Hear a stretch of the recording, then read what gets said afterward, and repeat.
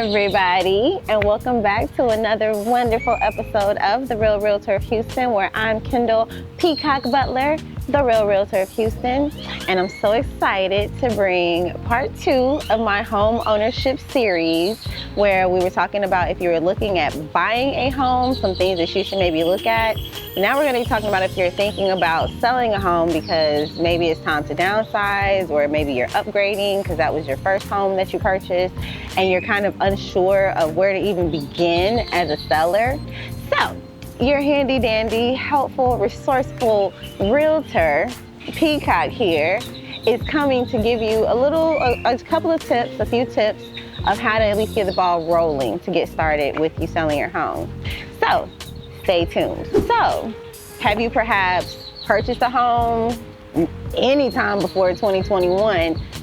Definitely anytime before 2021. You have so much equity in that house. If you bought your home in 2020, oh my God, you have only needed to own your home for 4 years, and I promise you, because of the market that we had where the prices were being jacked all the way up because people just needed to purchase a home and the interest rates were really low, the housing prices weren't that bad, but they were on their way up.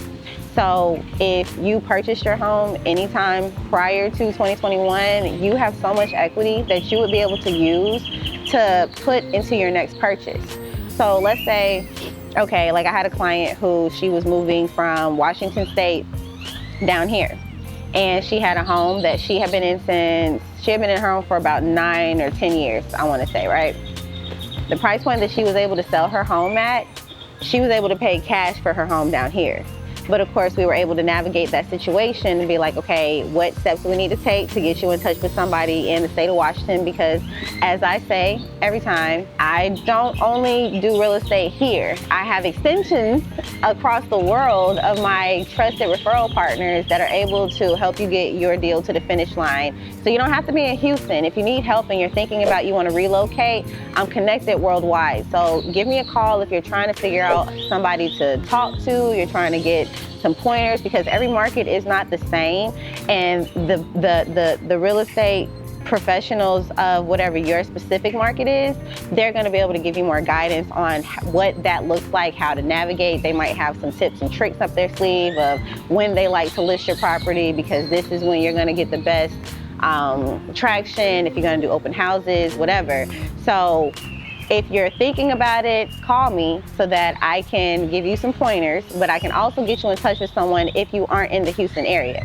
But let's say you're in the good old Houston area. Let's jump right on into it, shall we? So, first things first, do not go at this alone. Don't think that because for sale by owners, FSBOs, they want to put their home on the market and they go through and look at other listings that people create and they're like, okay, yeah, I'll pay this much to the buyer's agent. You're listing your home and the buyer has someone representing them to help them through the process. But you as a seller, you don't. So now the realtor, they know what needs to happen every step of the way. They know what forms need to be filled out. They know what certain timelines need to be met. They know what things they can ask for, what they can't ask for. But you as a seller, unrepresented, stepping out there, you think that they're gonna work on your behalf because you're paying them, but they are working for that buyer at that point. As long as there's a signed representation agreement, which whether you're working with a buyer or a seller, and you're trying to get paid off of this is for my realtors. You need to have an agreement in place, because at any moment, something can go wrong. You did all this work and now they can go get another person to help them because their cousin just got their real estate license. So now they want to go ahead and help them get a deal. And you just did all this work and now they went to somebody else. And also on the flip side of that, you as the client want to have that agreement in place, because if you don't, that means that the buyer's agent really works for the seller. So if you're coming out here looking to purchase a home, you're going to want to make sure that you have an agreement in place, because they technically don't work for you until you have something saying that I want to work with you. This is for the buyers. Now back to the sellers. When you have a realtor that's able to sit and walk you through the process of this is what this means, they're going to come back and they're going to say this. Think about a lawyer. If you're paying for counsel, legal counsel, and they have a retainer fee. not bringing the retainer fee, but you pay them a retainer fee just to get their information and their knowledge. Having a real estate professional, having a realtor is no different. It's the exact same thing, because you are ensuring that they are giving you, they have a fiduciary responsibility, which means they have a legal responsibility to make sure that you have the best, most accurate information to their knowledge, because everybody doesn't know everything. Nobody knows everything, no matter how long. They could be doing this for 30 years and they still don't know it all. But that's why you want to make sure that you're getting with somebody who you feel very confident and comfortable in their capabilities of helping you navigate selling probably one of the biggest investments, biggest assets that you will ever own. So with that being said, you want to have somebody who knows how to navigate that process. So if you're thinking about getting your home on the market, having a consultation of seeing, where's my home even at? That's step number 2. You've gotten your realtor, you've gotten in touch with me, so that way I can get you in touch with a realtor. And now y'all are hooked up to go ahead and get a consultation for them to let you know, where's your house even at? What does it look like? Yep, your house, the other ones in the neighborhood are selling for this amount, but what does yours look like compared to theirs? And how is it measuring up? Because we got to put apples to apples in this situation. We can't have a 1970s home that's in a neighborhood with brand new construction being built up where they tore the houses down, but you're like, oh, well, I got a 4-bedroom house, they got a 4-bedroom house. I'm like, yeah, but yours is how many years old?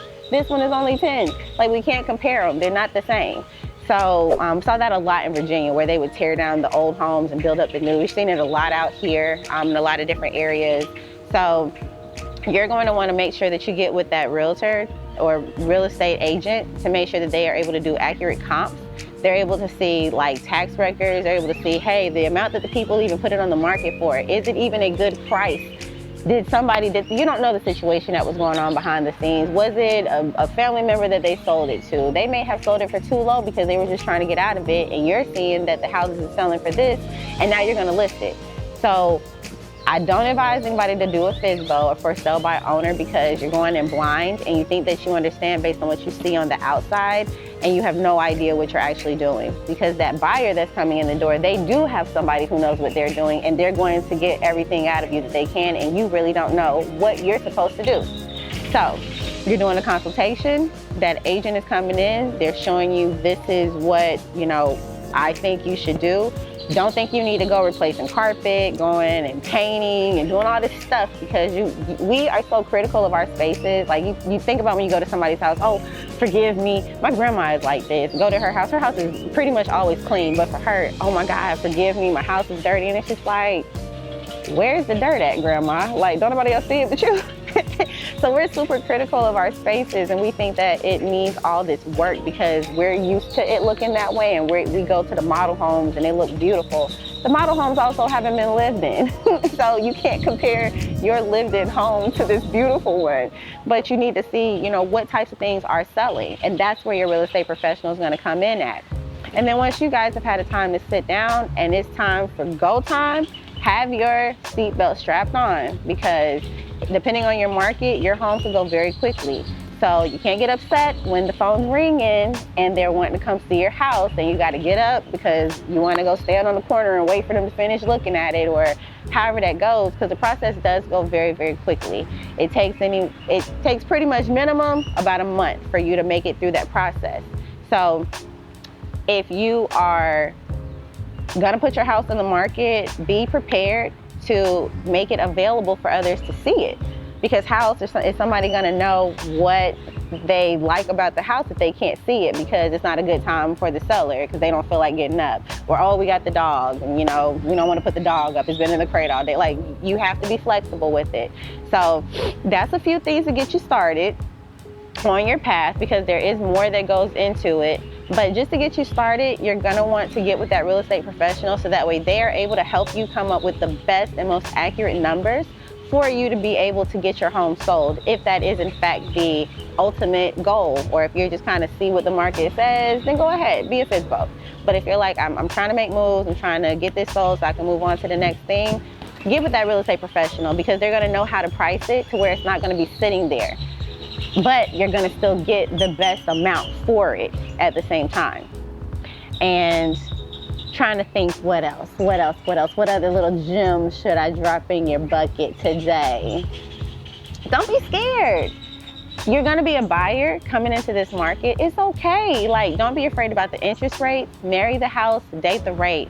We do not know what these interest rates are gonna do tomorrow, but what we do know is that if they do go down, we're coming into, at least in the greater Houston area, we're entering to, or by the time this airs, we will have entered into, because it's already happening, a multiple offer situation, which as a seller, that's a great thing because you have multiple people wanting to buy your property.